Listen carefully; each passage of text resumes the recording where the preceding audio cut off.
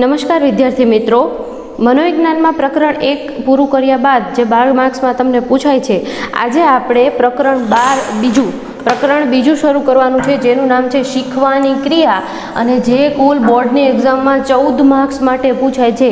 એટલે હું કહું તો આ આઈએમપી ચેપ્ટર છે જે અને તમે શીખી જાઓ, તમને યાદ રહી જાય એવું સરસ મજાનું આ પ્રકરણ છે. શીખવાની ક્રિયા જો પ્રકરણનું નામ લઈએ તો આ એનો અર્થ સમજીએ તો શીખવું એટલે શું, આ પાઠમાં આપણે સમજશું કે દરેક સજીવ છે એ શીખે છે કઈ રીતે, એ આ પાઠમાં આપણે ભણવાનું છે. બરાબર.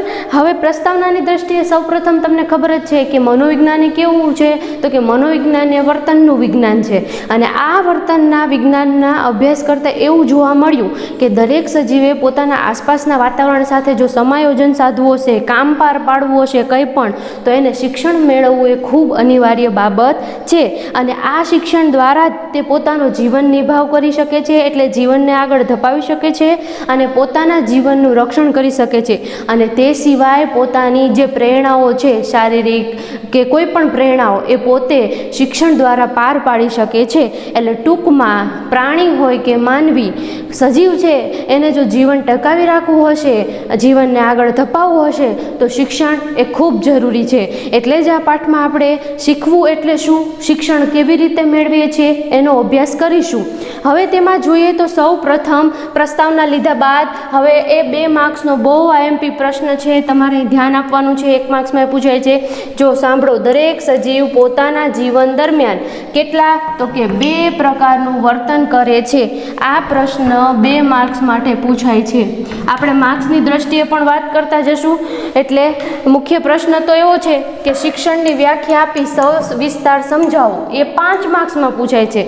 અને એમાંય કેટલાય પેટા પ્રશ્ન છે જે પૂછાતા જાય છે. એમાંથી પહેલો પ્રશ્ન છે, દરેક સજીવ પોતાના જીવનચક્ર દરમિયાન 2 પ્રકારનું વર્તન શીખે છે. કયા 2 પ્રકારનું વર્તન શીખે છે? તો એક છે સાહજિક અને એક છે શિક્ષિત. હવે એની સાદી ભાષામાં લઈ લઈએ તો કે સાહજિક એટલે શું, તો કે સાહજિક એટલે જેમાં કોઈ પણ સજીવ હોય કે પ્રાણી હોય એને શીખવાડવું પડતું નથી, એવું વર્તન એ સાહજિક વર્તન છે. અને શિક્ષિત વર્તન એટલે શું, તો કે એમાં શીખવાડવું પડે, અનુભવને તાલીમ આપવી પડે, એવા વર્તનને શિક્ષિત વર્તન કહે છે. એમાં જ આપણે સજીવ જે પ્રકારના વર્તન શીખે છે એમાં સાહજિકની વ્યાખ્યા લેશું. તો એનું સાહજિકની વ્યાખ્યા છે કે કોઈ પણ પ્રકારના ઔપચારિક શિક્ષણ વગર પ્રાપ્ત થતું વર્તન એટલે સાહજિક વર્તન. કોઈ પણ પ્રકારના ઔપચારિક શિક્ષણ વગર જે જ્ઞાન આપવામાં આવે તેને સાહજિક વર્તન કહેવામાં આવે છે. હવે અહીંયા પણ ધ્યાન આપજો, આ જે લીટી છે અહીંયા લખી છે એ 1 માર્કનો તમારી સ્વાધ્યાયમાં MCQમાં બીજો પ્રશ્ન છે કે ભાઈ કોઈ પણ પ્રકારના ઔપચારિક શિક્ષણ વગર પ્રાપ્ત થતું વર્તન એ કેવું વર્તન છે, તો 1 માર્કનો MCQ સાહજિક વર્તન છે. હવે મેં અહીંયા ઉદાહરણ લખ્યા છે. સાહજિક વર્તન એટલે કેવું, તો કે જન્મેલ બાળકનું રડવું.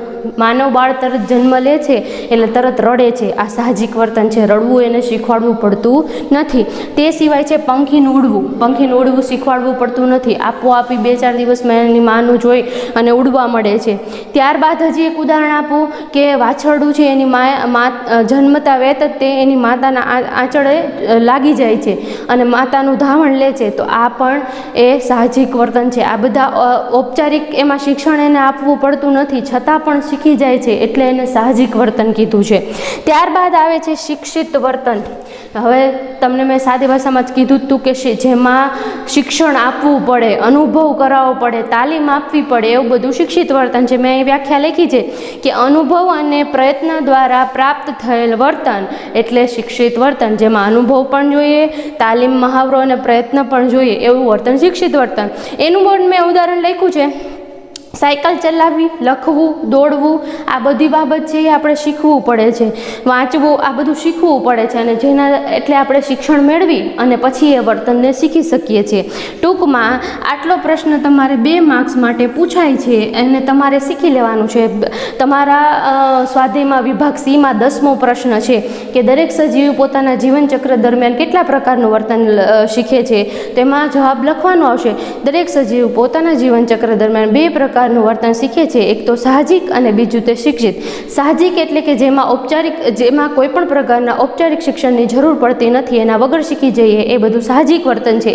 એનું એક ઉદાહરણ આપી દેવાનું, દાખલા તરીકે જન્મેલા બાળકનું રડવું. અને બીજું છે શિક્ષિત વર્તન, તો કે જેમાં અનુભવ અને મહાવરા કે પ્રયત્નની જરૂર પડે, એ બધું શિક્ષિત વર્તન છે. દાખલા તરીકે સાયકલ ચલાવવી. આટલું તમારે 2 માર્ક્સમાં 4 મુદ્દા લખવા પડે. હવે ત્યારબાદ પ્રશ્ન આવે છે આ પાઠનો, શીખવાની ક્રિયા નામ છે, તો એમાં શીખવું એટલે શું? તો શીખવું એટલે શું? એટલે આપણે શિક્ષણની વ્યાખ્યા લેશું. શિક્ષણની વ્યાખ્યા અહીંયા મેં લખી જ છે, અને 1 માર્ક્સમાં તમારે વિભાગ બી નો પહેલો પ્રશ્ન છે કે સીટી મોર્ગને આપેલી શિક્ષણની વ્યાખ્યા જણાવો. તો શિક્ષણની વ્યાખ્યા છે, બહુ સરસ વ્યાખ્યા છે. શિક્ષણ એટલે પહેલો પોઈન્ટ છે અનુભવ, મહાવરા અને વર્તનથી. જો અનુભવ, પ્રયત્ન કે મહાવરાથી. અનુભવ યાદ રાખવાનો, પ્રયત્ન કે મહાવરામાંથી એક શબ્દ યાદ રહેશે તોય ચાલશે. અનુભવ અને પ્રયત્ન કે મહાવરાથી વર્તનમાં થતું, અહીંયા રહી ગયું છે સાપેક્ષ કાયમી પરિવર્તન. યાદ રાખજો, પેલું શું છે, જે શિક્ષણ એટલે શું? અનુભવ થાય. પછી આપણે પ્રયત્ન કે મહાવરો, જેને રિવિઝન કહી છીએ, એ કરીએ છીએ, અને એના દ્વારા વર્તનમાં જે સાપેક્ષ એટલે જોઈ શકાય તેવું કાયમી પરિવર્તન, હંમેશા માટે પરિવર્તન આવી જાય, એને શિક્ષણ કહેવામાં આવે છે. આ વ્યાખ્યા સીટી મોર્ગન નામના મનોવૈજ્ઞાનિકે આપેલી છે. એટલે તમારે ફરી વાર હું બોલું છું, આ વ્યાખ્યા આઈએમપી છે, પહેલી વ્યાખ્યા. અને આ વ્યાખ્યા છે તો તમને બીજો આ 5 માર્કનો પ્રશ્ન આવડશે જો આ વ્યાખ્યા આવડતી હશે તો. શિક્ષણ એટલે અનુભવ, પ્રયત્ન કે મહાવરાથી વર્તનમાં થતું સાપેક્ષ કાયમી પરિવર્તન, જે સીટી મોર્ગને વ્યાખ્યા આપી છે. એના આધારે શિક્ષણ માટે અનિવાર્ય 3 બાબતો. જો શિક્ષણની વ્યાખ્યા આપી તેને સમજાવો, તો શિક્ષણની સીટી મોર્ગનની વ્યાખ્યા લખવાની, અને ત્યારબાદ તમારે આ 3 બાબતો જરૂરી છે શીખવા માટે, એને સમજશું. આ વ્યાખ્યા આવડશે તો એના પરથી જ 3 મુદ્દા છે. જો અહીંયા શિક્ષણ માટે અનિવાર્ય 3 બાબતો, તો એમાં પહેલો પોઈન્ટ છે અનુભવ, પ્રયત્ન કે મહાવરાનું પરિણામ. અનુભવ, પ્રયત્ન કે મહાવરો, એટલું લખો તોય ચાલશે. પછી વર્તનમાં થતું પરિવર્તન, આ રહ્યો પોઈન્ટ. અને પછી છેલ્લે આવ્યું સાપેક્ષ કાયમી પરિવર્તન. સાપેક્ષ કાયમી પરિવર્તન એટલે શિક્ષણની વ્યાખ્યા આવડશે તો 5 માર્ક્સનો પ્રશ્ન આપોઆપ આવડી જશે. હવે આ મુદ્દાને આપણે થોડાક વિસ્તારથી સમજીએ, જેમાં પહેલું છે અનુભવ, પ્રયત્ન કે મહાવરાનું પરિણામ. તો એને સમજાવું તમને. તો પહેલાં તો આપણે લીધું કે શિક્ષણ મેળવવું એટલે શું? તો કે શિક્ષણ એટલે જેમાં અનુભવની જરૂર પડે, તાલીમની જરૂર પડે, મહાવરો અને પ્રયત્ન કરવો પડે, એ બધું શિક્ષણ, અને તેને જ તે શિક્ષણ કહેવામાં આવે છે. બાકી પ્રયત્ન, મહાવરા વગર શિક્ષણ મેળવી શકતા નથી. સતત ને સતત તેમાં પ્રયત્ન કરવા પડે. અહીંયા એક મુદ્દો એ પણ યાદ રાખવો કે થાકના કારણે, કોઈ ઈજા થઈ હોય એના કારણે, અથવા તો અકસ્માતના કારણે, અથવા તો કોઈ વ્યક્તિએ કેફી પદાર્થ, દારૂ પીધો હોય એના લીધે એ લથડિયા ખાતો હોય, એના જે કંઈ પણ છે વર્તનમાં પરિવર્તન આવ્યું, આ બધું શિક્ષિત વર્તન નથી, થોડા સમય માટેનું જ વર્તન છે. કોઈ વ્યક્તિનું એક્સિડન્ટ થયું, એને પગે ફ્રેક્ચર થઈ ગયું છે, પછી થોડોક પગ એનો અચકાતા ચાલે છે, 1-2 મહિના માટે, આ એનું વર્તન એ કાયમી અને શિક્ષિત નથી. એ વર્તન એ થોડા સમય માટેનું જ છે. એટલે આવું, એટલે ટૂંકમાં યાદ રાખવાનું, થાક, ઈજા, અકસ્માત અને કેફી પદાર્થોના સેવનના કારણે જે વર્તનમાં પરિવર્તન આવે તે શિક્ષણ નથી. પણ અનુભવ, પ્રયત્ન કે મહાવરો કર્યો હોય એના પરિણામે જે કંઈ પણ તમે શીખો તે બધું શિક્ષિત વર્તન છે. એટલે પહેલા મુદ્દામાં તમે આવું લખી શકો છો. ત્યારબાદ આપણે જોઈએ વર્તનમાં થતું પરિવર્તન. બીજો પોઈન્ટ છે શિક્ષણ મેળવવું, અનુભવ મેળવો, મહાવરો કર્યો એટલે તમારા વર્તનમાં પરિવર્તન આવશે. અહીંયા ખાસ ઉદાહરણ સાયકલવાળું લખવાનું કે સાયકલ ચલાવતા પહેલાં બાળક વારંવાર અનુભવ કરશે, પેડલ ઉપર પગ મૂકતા શીખશે ને હેન્ડલ પકડતા શીખશે, અને ત્યારબાદ એ સાયકલ ચલાવતા શીખશે. આ અનુભવ, મહાવરો અને પ્રયત્ન કર્યો અને ત્યારબાદ તેના વર્તનમાં પરિવર્તન આવશે. શું આવશે? હવે બાળક પેડલ તરફ, હેન્ડલ તરફ નહીં જોવે, ક્યાં જોશે? સીધું દિશામાં, કઈ બાજુ જોવું છે. આ વર્તનમાં પરિવર્તન આવ્યું. ક્યારે પરિવર્તન આવ્યું? તો એને શિક્ષણ મેળવવું ત્યારે. એટલે અહીંયા પોઈન્ટ તમે લખી શકો કે વર્તનમાં થતું પરિવર્તન એટલે શું? તો કે જેમાં આ વ્યક્તિ સતત ને સતત અનુભવ, પ્રયત્ન અને મહાવરો કરે અને એના કારણે વર્તનમાં પરિવર્તન આવે છે. દાખલા તરીકે વ્યક્તિ સાયકલ ચલાવતા શીખે ત્યારે શરૂઆતમાં તે પેડલ અને હેન્ડલ તરફ ધ્યાન આપે છે. બાદમાં સતત અનુભવને મહાવરા કરવાથી તેના વર્તનમાં પરિવર્તન આવે છે. અને શું પરિવર્તન આવે છે? તો તે સાયકલ ચલાવતા શીખી જાય છે. આ વર્તનમાં પરિવર્તન છે. ત્યારબાદનો છેલ્લો મુદ્દો છે સાપેક્ષ કાયમી પરિવર્તન. સાપેક્ષ એટલે અહીંયા શું છે? સાપેક્ષ એટલે આપણી સામે થાય આમ તો, પણ અહીંયા અર્થ લેવાનો છે સાપેક્ષ એટલે તમે જેને જોઈ શકો તેવું, અને કાયમી એટલે હંમેશા રહે તેવું વર્તન. અહીંયા ધ્યાન આપજો, શિક્ષણ એ હંમેશા કાયમી હશે. તમને તમારા બાલમંદિરમાં ટીચરે તમને જે કંઈ પણ કાવ્યો, ગીતો, બાલગીતો ગવડાયા હશે, 100 એકડા શીખવાડ્યા હશે, કક્કો શીખવાડ્યો છે, તમને આજીવન યાદ રહે છે. એટલે હંમેશા શિક્ષણ એ કાયમી જ હોય છે, અને જે કાયમી ન હોય એ શિક્ષણ હોતું નથી. એટલે શિક્ષણ એટલે શું? તો કે જે સાપેક્ષ જોઈ શકાય તેવું અને જે હંમેશા કાયમી રહે એવા વર્તનને અથવા એવા પરિવર્તનને શિક્ષણ કહેવામાં આવે છે. હમણાં જ મેં સાયકલનું ઉદાહરણ આપ્યું હતું કે બાળક પહેલાં શરૂઆતમાં સાયકલ ચલાવતા નથી આવડતું, પણ એકાદ મહિના પછી જોશો કે ગમે આ સાયકલ લઈને જતો રહેશે અને સાયકલમાં માસ્ટરી આવડી જશે, ગમે ત્યાંથી ગમે એમ સાયકલ કાઢી લેશે. તો આ સાપેક્ષ તમે જોઈ શકો એવું પણ હતું, અને એ વ્યક્તિ મોટો થશે, વૃદ્ધ થશે, છતાં પણ એને સાયકલ આવડશે. તો આ સાપેક્ષ કાયમી પરિવર્તન છે. એટલે ટૂંકમાં મારું અહીંયા કહેવાનો અર્થ એટલો છે, જો સિટી મોર્ગનની વ્યાખ્યા આવડશે, ન આવડે તો 10 વાર લખી લ્યો. સિટી મોર્ગનની વ્યાખ્યા આવડશે તો 3 માર્ક્સનો પ્રશ્ન છે પાછો આના, કે શિક્ષણ માટે કઈ 3 બાબતો અનિવાર્ય છે. 8મો પ્રશ્ન છે તમારા વિભાગ ડીમાં, એ છે 3 માર્ક્સ માટે, અને એ સિવાય આ 5 માર્ક્સનો છે, એમાંય તે વ્યાખ્યા લખીને તમારા આ 3 મુદ્દાને સમજાવવા જ પડશે. એટલે ફરીને પહેલું જ પોઈન્ટ છે જેમાં અનુભવ, પ્રયત્ન અને મહાવરો, અનુભવ અને પ્રયત્ન અને મહાવરો થયો હોય તો એવું પરિવર્તન, પરિણામ એ શિક્ષણ છે. બીજું છે વર્તનમાં થતું પરિવર્તન. શિક્ષણ તમે મેળવો એટલે તમારા વર્તનમાં પરિવર્તન આવે. દાખલા તરીકે સાયકલ ચલાવવી, ઉદાહરણ યાદ રાખવાનું. અને છેલ્લે સાપેક્ષ કાયમી પરિવર્તન, તો કે અનુભવ, મહાવરો, પ્રયત્ન થયું, વર્તનમાં પરિવર્તન થયું, અને એ પરિવર્તન કેવું થયું? તો કે હંમેશા જિંદગીભર ચાલે તેવું કાયમી પરિવર્તન થયું. આ શિક્ષણ છે. અને શિક્ષણ મેળવવું એ પ્રાણી હોય કે સજીવ, એના માટે ખૂબ અનિવાર્ય બાબત છે. જો એ શિક્ષણ મેળવશે તો જ પોતાનું જીવનને આગળ ધપાવી શકશે અને પોતાના જીવનનું રક્ષણ કરી શકશે. વિદ્યાર્થી મિત્રો, આ 5 માર્ક્સના આપણે પ્રશ્નની ચર્ચા કરીએ. એમાં હું તમને સાથે સાથે કયા પ્રશ્ન કેટલા માર્ક્સમાં પૂછાય છે એની પણ સાથે હું ફરી એકવાર ચર્ચા કરી લઈશ.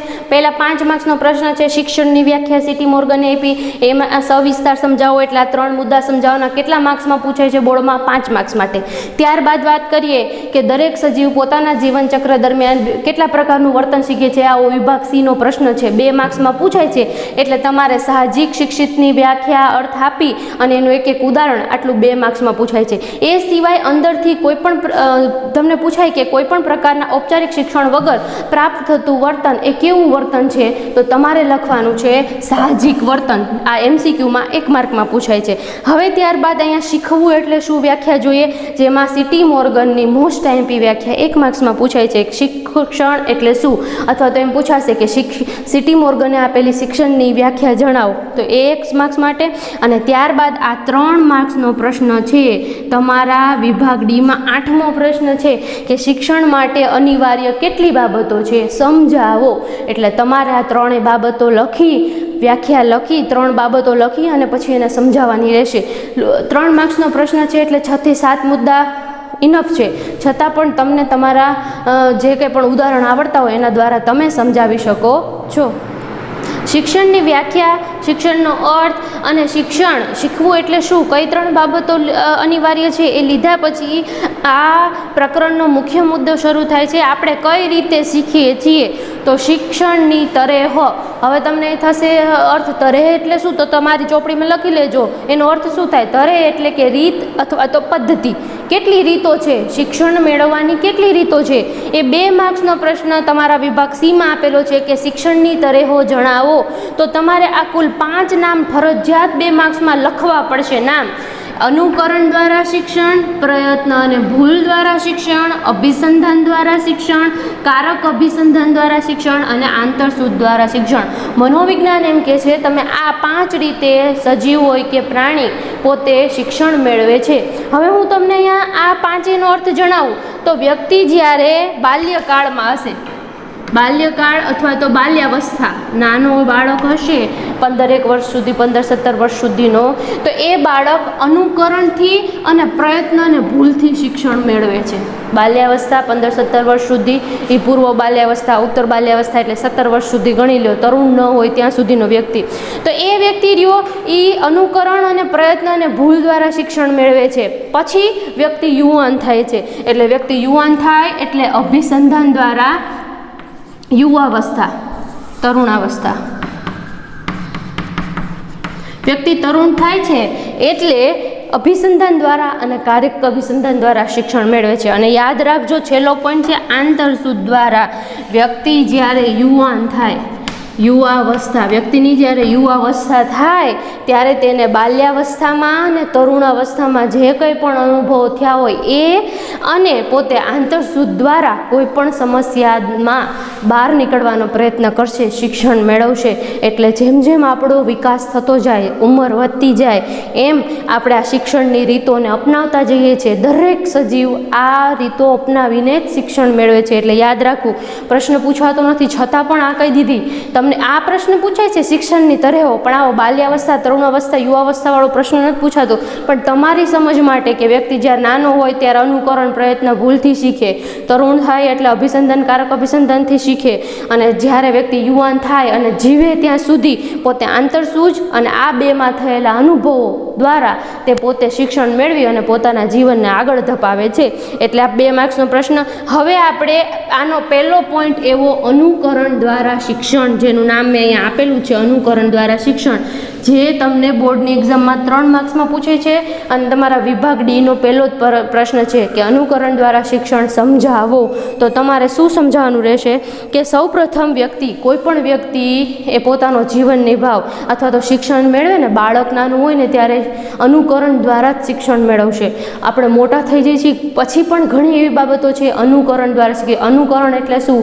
અન્યનું જોઈને એવું વર્તન કરવું એને અનુકરણ કહેવાય. અન્યનું જોવું ને પછી આપણે પણ એવો વર્તન કરવાનો પ્રયત્ન કરવો એને અનુકરણ કહેવામાં આવે છે. પછી હવે અહીંયા મેં જુદા જુદા નામો લખ્યા છે, એ અનુકરણના જ નામો છે. તો પહેલું છે અનુકરણ એ અવલોકનાત્મક. એટલે શું? તો કે અનુકરણ દ્વારા મેળવેલ શિક્ષણ એ અવલોકનાત્મક અને સામાજિક છે. કેમ? તો પહેલું અવલોકનાત્મક એટલે શું? આપણે એનો અર્થ લઈએ તો કે અનુકરણ એ અવલોકનાત્મક કેમ છે? હવે હું તમને એક ઉદાહરણ આપું કે દાખલા તરીકે કોઈ બાળક છે, એના માતા પિતા જોડે બહાર ગયો હોય અને પછી પેટ્રોલ પુરાવા એના પપ્પા પેટ્રોલ પંપે જાય એટલે પેટ્રોલ માટે ટાંકી ખોલશે, પછી પેટ્રોલવાળો પેટ્રોલ પૂરશે, પછી પૈસા આપશે, ટાંકી બંધ કરશે. આ બધું બાળકે આગળ બેઠા બેઠા જોયું. હવે પોતે ઘરે આવશે ને પોતાની નાની 3 પૈડાવાળી ટ્રાયસાયકલ તમે જોઈ હશે. હવે ટ્રાયસાયકલમાં રમતા રમતા એ પણ ક્યાંક સ્ટોપ કરશે, ટાંકી ખોલવા એવો અનુકરણ દ્વારા પોતે અભિનય કરશે, પેટ્રોલ પૂરશે ને પૈસા આપશે ને હવા ભરશે ને આવું બધું ઘરે કરશે પોતાના નાના ભાઈ બહેન જોડે. તો આ શું થયું? પહેલાં અવલોકન કર્યું અને ત્યારબાદ એવું વર્તન કરવાનો પ્રયત્ન કર્યો. એટલે અનુકરણ એ અવલોકનાત્મક જ છે અને તે સામાજિક પણ છે. સામાજિક કેમ? તો કે સમાજમાંથી આપણે અનુકરણ કરતા હોવાથી તેને સામાજિક વર્તન શિક્ષણ પણ કહેવામાં આવે છે.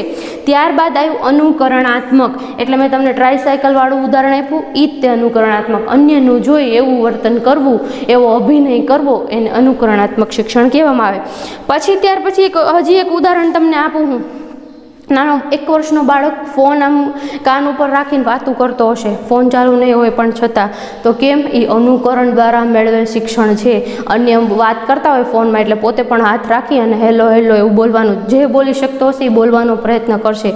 તો આ 1.5 વર્ષનું બાળક અન્યનું અનુકરણ કરી અને પોતે એવું વર્તન કરવાનો પ્રયત્ન કર્યો એટલે એને અનુકરણાત્મક શિક્ષણ કહેવામાં આવે છે. આવા તો અસંખ્ય ઉદાહરણો છે અને હું, તમે અને આ પૃથ્વી પર દરેક સજીવો એ અન્યનું અનુકરણ કરીને જ શિક્ષણ શીખે છે. દાખલા તરીકે હું એક બતકની વાત કરું તો બતકના બચ્ચા હશે ને એની માં પહેલાં તળાવમાં જશે ને એટલે એના બચ્ચા પાછળ પાછળ જશે. હવે એની માં કેવી રીતે પાંખો ફેલાવે ને કેવી રીતે પગ ઊંચા લઈ લે ને કેવી રીતે તરે છે, બાળક એનું બતકનું બચ્ચું એવું ધ્યાન રાખશે અને એની પછી એવું કરવાનો પ્રયત્ન કરી અને પોતે પણ પાણીમાં તરતા શીખે છે. તો એ પણ અનુકરણાત્મક શિક્ષણ જ હતું. એટલે પ્રાણી હોય કે સજીવ, અનુકરણ દ્વારા જ શિક્ષણ મોટા ભાગનું મેળવે છે. ત્યારબાદ હવે છેલ્લો પોઈન્ટ છે નમૂનારૂપ અને મોડેલિંગ શિક્ષણ. એટલે શું? તમે નાની છોકરીઓ 7-8 વર્ષની 10 વર્ષની છોકરી હશે ને એટલે એ ટીવી જોશે. હવે ટીવીમાં હિરોઈન હશે અથવા સિરિયલની કોઈ હિરોઈન હશે, જેવું કરશે, જેવો ડાન્સ કરશે, જેવા કપડાં પહેરશે ને એવું કરવાનો પ્રયત્ન કરશે. એટલે એને કીધું છે નમૂનારૂપ, અન્યનું જોઈ એવું વર્તન કરવું, અથવા તો મોડેલિંગ, અન્યને મોડેલ માની અને આગળ વધવું કે ના મારે તો ભવિષ્યમાં આવું જ બનવું છે, કિરણ બેદી બનવું છે, IPS ઓફિસર બનવું છે, તો મોડેલ માની એને આગળ ધપાવીને તમે આગળ વધો, એટલે એને મોડેલિંગ શિક્ષણ પણ કહે છે. આમ અનુકરણાત્મક શિક્ષણ એક જ પોઈન્ટ છે, પણ એના મુદ્દાઓ છે કે એને અવલોકનાત્મક કહેવાય, એને સામાજિક કહેવાય, અનુકરણાત્મક કહેવાય, નમૂનારૂપ શિક્ષણ કહેવાય, મોડેલિંગ શિક્ષણ કહેવાય. આ પ્રશ્ન 3 માર્ક્સમાં પૂછાય છે, એટલે તમારે કમસે કમ 6 થી 7 મુદ્દાઓ અલગ અલગ પોઈન્ટ પાડીને લખવા પડશે. તો તેમાં તમે દરેક આ મુદ્દાઓ, મેં તમને 5 મુદ્દા તો આપી દીધા, 5 એમાં તમે એક ઉદાહરણ લખો એટલે 5 મુદ્દા, 5 દુ 10 મુદ્દા ઉદાહરણ સહિત થઈ જાય અને 3 માર્ક્સનો તમારો પ્રશ્ન પૂરો થાય. ફરીથી એકવાર લઈ લે. અન્યનું અવલોકન કરતું હોવાથી અવલોકન ને અનુકરણમાં એક ટ્રાયસાયકલ વાળું, બેમાં એક જ ઉદાહરણ, બે ભેગા કરીને લખી નાખવાનું કે ટ્રાયસાયકલમાં બાળક જાય છે અને પછી અવલોકન કરે છે અને પોતે પણ ઘરે આવીને એવો પ્રયત્ન કરે છે. તો આ બધું અવલોકનાત્મક ને અનુકરણાત્મક હતું. સામાજિક કેમ? તો કે આપણે સમાજમાંથી શીખતા હોવાથી તે સામાજિક છે. ત્યારબાદ આવ્યું નમૂનારૂપ કે મોડેલિંગ, તો કે અન્ય કોઈ સારી વ્યક્તિ હોય એના રૂપ નમૂનારૂપ લઈ અને આપણે એવું વર્તન કરીએ છીએ, એવું શિક્ષણ મેળવીએ છીએ, તો તેને નમૂનારૂપ કે મોડેલિંગ શિક્ષણ પણ કહેવામાં આવે છે. અને આ પ્રશ્ન મેં ફરીથી 2 માર્ક્સનો પ્રશ્ન અને એનો જ પહેલો પોઈન્ટ 3 માર્ક્સમાં તમારી બોર્ડની એક્ઝામમાં પૂછાય છે. Thank you. અનુકરણ દ્વારા શિક્ષણની આપણે ચર્ચા કર્યા બાદ હવે શિક્ષણની તરાહોમાંની એવી બીજી રીત કે પદ્ધતિ જેનું નામ છે પ્રયત્ન અને ભૂલ દ્વારા શિક્ષણ, તેની અહીંયા ચર્ચા કરીશું. હવે પ્રયત્ન અને ભૂલ દ્વારા શિક્ષણનો પ્રસ્તાવના આપણે લઈએ તો એમાં શું છે? તો કે શિક્ષણને મેળવવાની આ રીત તરાહ કે પદ્ધતિમાં માનવી સમક્ષ કે પ્રાણી સમક્ષ જ્યારે કોઈ પણ સમસ્યા આવે છે ને, તો તેમાં તે જેમ જેમ પ્રયત્ન કરતો જાય તેમ તેમ પ્રયત્ન વધતા તેની ભૂલો અને સમયમાં ઘટાડો થતો જાય છે. તમને ખબર હશે કે કીડી હશે એ કોઈ પણ જગ્યાએ ચડવા જતી હશે ને તો પડશે, 100 વાર પડશે, પણ અંતે છેલ્લા પ્રયત્ને એ પાછી કીડી ચડી તો જશે જ તે. આમ માનવી હોય કે પ્રાણી, જેમ જેમ પ્રયત્ન વધશે તેમ તેમ ભૂલમાં ઘટાડો થતો જશે અને તેના દ્વારા શિક્ષણ પ્રાપ્ત કરતો જશે. આપણે અહીંયા પ્રયત્ન અને ભૂલના પ્રયોગમાં થોર્નડાઇકનો પ્રયોગ ભણવાનો છે. થોર્નડાઇક નામના મનોવૈજ્ઞાનિકે આ પ્રયત્ન અને ભૂલનો પ્રયોગ આપ્યો છે, જેના દ્વારા કેવી રીતે પ્રાણી કે માનવી શિક્ષણ મેળવે છે તેની અહીંયા ચર્ચા કરીશું. તો હવે આપણે શરૂઆત કરીએ. થોર્નડાઇકનો ક્વેશ્ચન જો હું તમને પ્રશ્નની રીતે જ ભણાવું છું, એટલે હવે તમારે અહીંયા એક પ્રશ્ન 5 માર્ક્સનો પૂછાય છે. થોર્નડાઇકનો પ્રયોગ ફલશ્રુતિ સમજાવો. કેટલા માર્ક્સનો પ્રશ્ન? Most IMP 5 mark. એ સિવાય 3 માર્કમાં ખાલી એમ પૂછાય થોર્નડાઇકનો પ્રયોગ સમજાવો. ફલશ્રુતિ એટલે શું? તો કે વિસ્તારથી સમજાવો. 5 માર્ક્સમાં 10-12 મુદ્દા તમારે કમસે કમ આ પ્રશ્નના લખવા પડે. થોર્નડાઇકનો પ્રયોગ. હવે આપણે આ પ્રશ્નની શરૂઆત કરીએ કે અમેરિકન મનોવૈજ્ઞાનિક થોર્નડાઇકે પ્રયત્ન અને ભૂલનો પ્રયોગ કર્યો છે અને એ પ્રયોગ તેણે બિલાડી ઉપર કર્યો છે. હવે આ પ્રયોગની શરૂઆત થાય છે તો તમારે આવો મુદ્દો પાડવાનો કે પ્રયોગ કરીને શરૂઆત કરવાની. કે પ્રયોગ શું છે? તો કે અમેરિકન મનોવૈજ્ઞાનિક થોર્નડાઇકે એક સમસ્યા પેટીની રચના કરી. અહીંયા મેં એક સમસ્યા પેટી અથવા પાંજરું જેને કહેવાય, પાંજરાને એને નામ આપ્યું છે સમસ્યા પેટી. તો અમેરિકન મનોવૈજ્ઞાનિકે એક સમસ્યા પેટીની રચના કરી. સમસ્યા પેટીની અંદર એક કળ એવી મૂકી. કળ એટલે હાથો, જેના ઉપર જો બિલાડી પગ મૂકે એટલે અહીંયા આવેલો દરવાજો એ તરત ખુલી જાય. શું લેવા બિલાડી ખોલશે? તો કે એની સામે શું મૂકવામાં આવશે? ખોરાક મૂકવામાં આવશે. એટલે અમેરિકન મનોવૈજ્ઞાનિકે એક સમસ્યા પેટીની રચના કરી. એ સમસ્યા પેટીમાં એક કળ હાથો એવો મૂકવામાં આવ્યો જે દબાવતા જ આ સમસ્યા પેટીનો દરવાજો ખુલી જાય. હવે પ્રયોગની શરૂઆત થાય છે, જેમાં તમારે આ પ્રયોગમાં તે નવો ફકરો પાડીને લખવાનું છે. પહેલાં સમસ્યા પેટીની રચના લખીને તો કે આ સમસ્યા પેટીમાં એક ભૂખી બિલાડીને પૂરવામાં આવી. બિલાડી અંદર છે સમસ્યા પેટીની અંદર અને તે સમસ્યા પેટીની બહાર ખોરાક મૂકવામાં આવે છે. સ્વાભાવિક જ છે કે બિલાડી ભૂખી છે એટલે તે ખોરાક મેળવવા માટે સતત પ્રયત્ન કરશે અને આ સમસ્યા પેટીમાંથી બહાર નીકળવાના પ્રયત્ન કરશે. શરૂઆતમાં શું કરશે? તો કે બિલાડી આમથી આમ આંટા મારશે અંદર પાંજરામાં, સમસ્યા પેટીમાં, આમ તેમ હાથ મારશે અને પગના પંજા મારશે ને એવું બધું કરશે, છતાં સમસ્યા પેટી ખુલશે નહીં. પછી થાકી હારીને બેસી જશે. ત્યારબાદ પાછા પ્રયત્ન શરૂ કરશે અને આ પ્રયત્નમાં શું કરશે એ કે અચાનક જ તેનો પંજો આ કળ ઉપર પડી જશે અને આ કળની સાથે સાંકળ સાથે આ દરવાજો જોઈન્ટ હતો એટલે કળ દબાવતા જ આ દરવાજો ખુલી જશે અને બિલાડી પોતાની ભૂખ તૃપ્ત કરી લેશે અથવા તો ખોરાક મેળવી લેશે. આ પહેલો પ્રયત્ન હતો જેમાં બિલાડીએ આવા પ્રયત્નો કર્યા. અહીંયા બિલાડીને શિક્ષણ મળ્યું નથી કે મારો પંજો આ કળ ઉપર પડતા દરવાજો ખુલી ગયો છે. એટલે થોર્નડાઇક નામના મનોવૈજ્ઞાનિકે ખબર પડી કે આને શિક્ષણ મળ્યું નથી. એટલે હવે બીજા દિવસે બીજો પ્રયત્ન શરૂ થાય છે. એમાં પણ સેમ જ એ રીત કે બિલાડીને ભૂખી બિલાડીને પૂરે છે, ખોરાક બહાર રાખે છે અને બિલાડી આમ તેમ આંટા મારશે ને ફાફા મળશે ને આ સળિયાને બચકા પડશે, બટકા પડશે કે તોડીનું બહાર નીકળી જાઓ છતાં નીકળી શકશે નહીં. અને અચાનક જ એનો પંજો ક્યાં પાછો કળ ઉપર પડી જશે અને સમસ્યા પેટી ખુલી જશે અને તે ખોરાક પ્રાપ્ત કરી લેશે. હવે આ તો 1-2 પ્રયત્નની વાત થઈ. આવું થોર્નડાઇક 24 દિવસ 24 પ્રયત્ન, આ પ્રથમ પ્રયત્ન.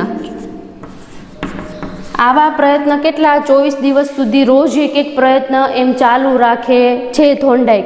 અને જેમાં હવે તમે જોજો કે પહેલા દિવસે બિલાડીને જે દરવાજો ખોલતા જેટલી વાર લાગી હતી ને આંટા મારતા ફાફા મારતા શિક્ષણ મેળવું નહોતું, એમ જેમ 24 દિવસ સુધી 24 પ્રયત્ન થશે એટલે બિલાડી આપોઆપ શિક્ષણ મેળવતા તેના ભૂલ અને સમયમાં ઘટાડો થતો જશે.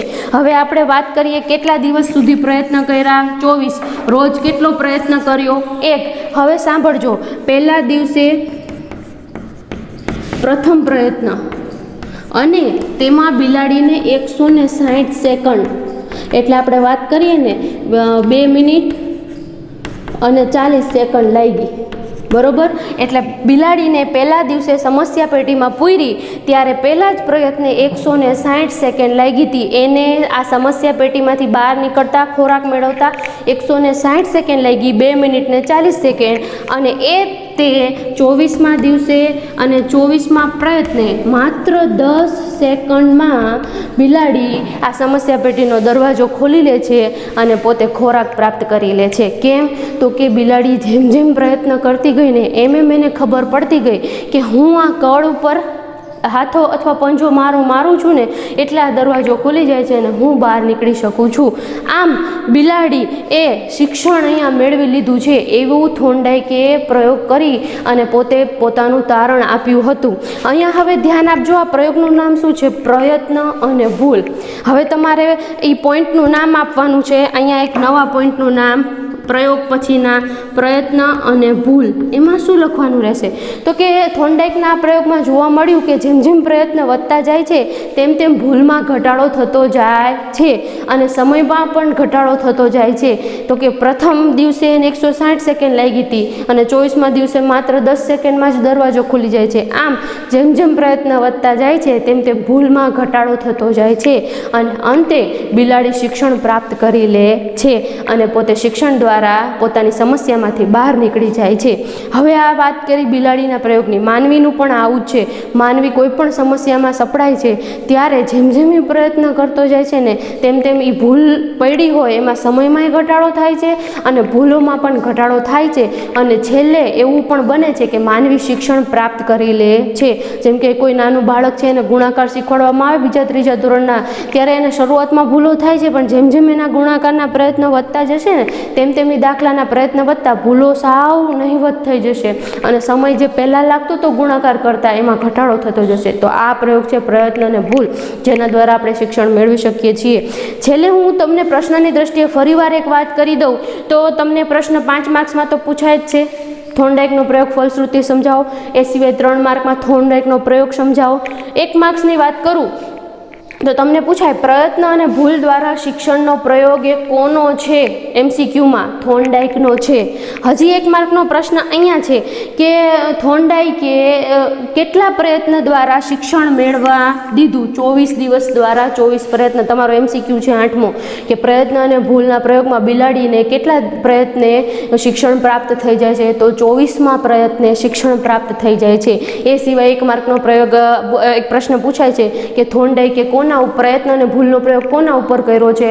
મોસ્ટ આઈએમપી બિલાડી ઉપર એણે પ્રયોગ કર્યો તો થોર્નડાઈકે. 24 દિવસ 24 પ્રયત્ન, પહેલા પ્રયત્નમાં 160 સેકન્ડ, છેલ્લા પ્રયત્નમાં 10 સેકન્ડ. તમે તમારી ચોપડીમાં આ હું ભણાવું છું એ લઈને જો સાથે બેસશો તો પ્રયોગ તરત પાકો થઈ જશે.